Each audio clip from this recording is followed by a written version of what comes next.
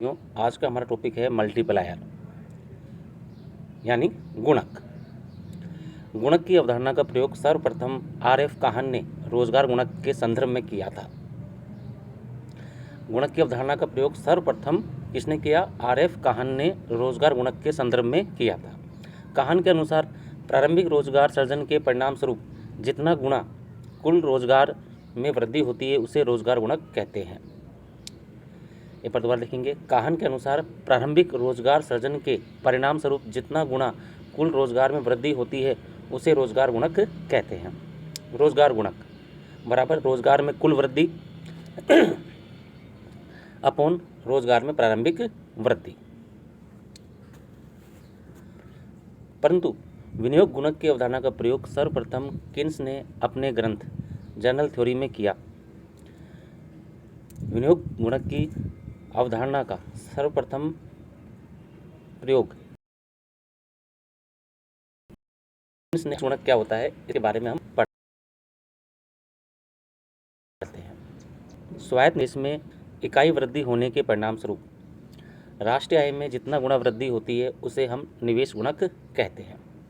स्वायत्त निवेश में इकाई वृद्धि होने के परिणाम स्वरूप राष्ट्रीय आय में जितना गुणा वृद्धि होती है उसे हम निवेश गुणक कहते हैं। अब इसको समीकरणों की सहायता से बीजगणितीय रूप में समझाएंगे। y बराबर सी प्लस आई। y राष्ट्रीय आय, सी उपभोग, आई सकल निवेश विनियोग।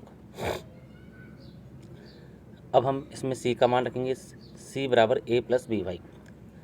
उपभोग फलन किसके बराबर होता है? स्वायत्त उपभोग प्लस उपभोग की सीमांत प्रवृत्ति इंटू आय।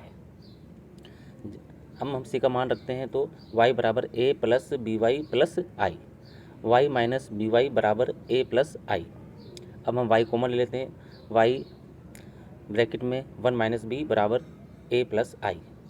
अब हम 1 माइनस बी का भाग देते हैं दाईं तरफ। y बराबर 1 अपॉन 1 माइनस बी इंटू ए प्लस आई।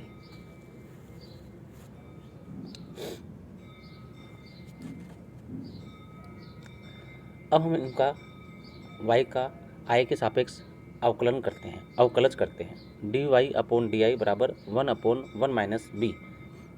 यही गुणक है।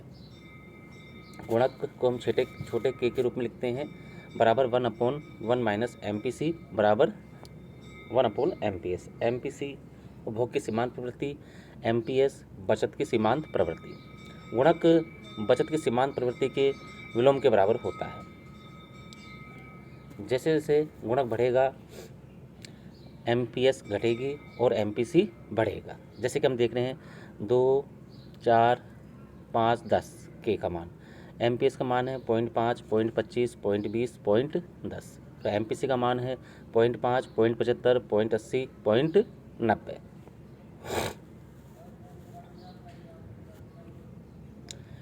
तो निवेश गुणक बराबर होता है के बराबर delta Y upon delta I बराबर 1 अपॉन छोटा एस। छोटा एस का मतलब है उपभोग बचत की सीमांत प्रवृत्ति। अब हम देखते हैं कि विनियोग में एक बार डेल्टा आई की मात्रा में वृद्धि होने का प्रभाव। विनियोग में एक बार वृद्धि करते हैं सिंगल डोज। सारणी बनाते हैं। सारणी के अंदर हम यहाँ लेते हैं हम वेरिएबल, यहाँ लेते हैं अवधि, नीचे हम करेंगे चर में वृद्धि। ठीक है ना।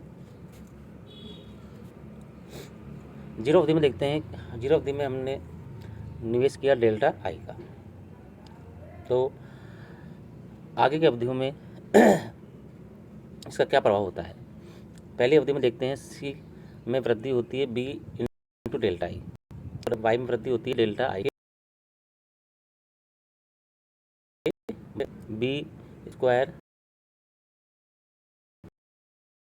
B into delta I. तीसरी अवधि में वृद्धि है B cube into I square into delta I. वो में वृद्धि होती है B N into delta I. I में वृद्धि होती है B N minus one into delta I. Delta Y की वृद्धि को हम लिखते हैं बराबर delta I plus B square delta I plus dash dash dash plus B N minus one into delta I. In an पदों का योग प्राप्त करने के लिए हम गुणोत्तर श्रेणी का सूत्र प्रयोग करते हैं। एस बराबर ए अपॉन वन माइनस आर। ए प्रथम पद, आर सारानुपात, आर एक से कम और एन अनंत तक जा रहा है। राष्ट्रीय में वृद्धि होगी हमारे डेल्टा वाई बराबर delta I upon one minus B. B यहाँ पर एम पी सी है, उपभोग की सीमांत प्रवृत्ति। Delta Y upon delta I बराबर one upon one minus B. यदि पॉइंट माना बी बराबर 0.8 है तो डेल्टा आई हमारे होगा 100।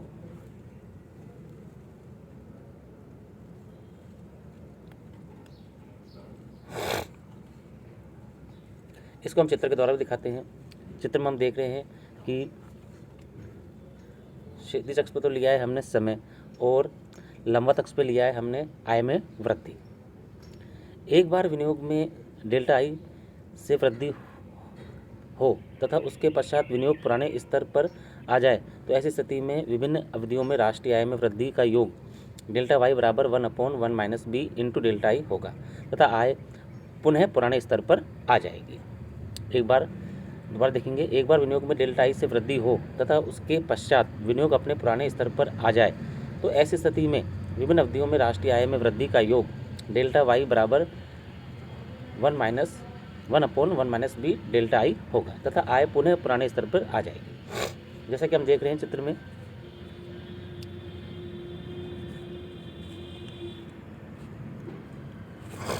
देखो ये पहले डेल्टा आई, फिर बी डेल्टा आई, फिर बी स्क्वायर डेल्टा आई, ऐसे करते करते ये पुराने स्तर पर वापस आ रही है। 100, 80, 64 ऐसे करते करते आगे की अवधियों में ये अपने पुराने स्तर पर आ जाएगी और यहाँ मान होगा अपना बी की power N minus one into delta I. अतः विभिन्न अवधियों में राष्ट्रीय आय में होने वाली वृद्धि का योग डेल्टा वाई बराबर one upon one minus B into delta I होगा। डेल्टा वाई बराबर one upon one minus 0.8 into 100 बराबर कितना होगा 500 होगा। बी हमने 0.8 लिया था और आई बराबर हमने 100 लिया है। स्वायत्त निवेश में सतत वृद्धि कंटिन्यूस डोज, इसको भी हम देखते हैं। इसमें सारणीचार करते हैं। बी का मान 0.8 है। पहले खाने में लेते हैं अवधि, दूसरे खाने में लेते हैं स्वायत्त विनियोग में वृद्धि, तीसरे खाने में लेते हैं उपभोग में वृद्धि और चौथे खाने में लेते हैं आय में वृद्धि। विनियोग में वृद्धि 100 के बराबर है। पहली अवधि लेते हैं विनियोग में वृद्धि 100, उपभोग में कोई वृद्धि नहीं, आय में वृद्धि 100। दूसरी अवधि में 100 लेते हैं उपभोग में वृद्धि बी इंटू डेल्टा आई 80 और आय में वृद्धि 100 प्लस 80। चौथी अवधि लेते हैं 100 80 प्लस 64, कैसे आया ये B into delta I plus B square into delta I. आय में वृद्धि 100 प्लस 80 प्लस 64 244। ऐसे एन अवधि तक इसको लेते रहेंगे। चित्र में हम देख रहे हैं क्षैतिज अक्ष पे लिया है हमने टाइम और लंबवत अक्ष पे लिया है हमने डेल्टा वाई। आय में वृद्धि को दिखा रहा है, पहले 100 है, फिर 100 प्लस 80 हुई, फिर 100 प्लस 80 प्लस 64 और अंत में 100 प्लस 80 प्लस 64 चलती जाएगी और इसका मान आएगा बी की power N minus one into delta I. अतः स्वायत्त निवेश में सतत वृद्धि होने के परिणाम स्वरूप आय साम्य आय में कुल वृद्धि होगी डेल्टा वाई बराबर delta I plus B into delta I plus B square delta I plus delta B plus B N की power N minus one into delta I. Delta Y बराबर one upon one minus B into delta I. Delta Y upon delta I बराबर one upon one minus B बराबर गुणक। धन्यवाद साथियों। इसके आगे का भाग हम अगले वीडियो में पढ़ेंगे।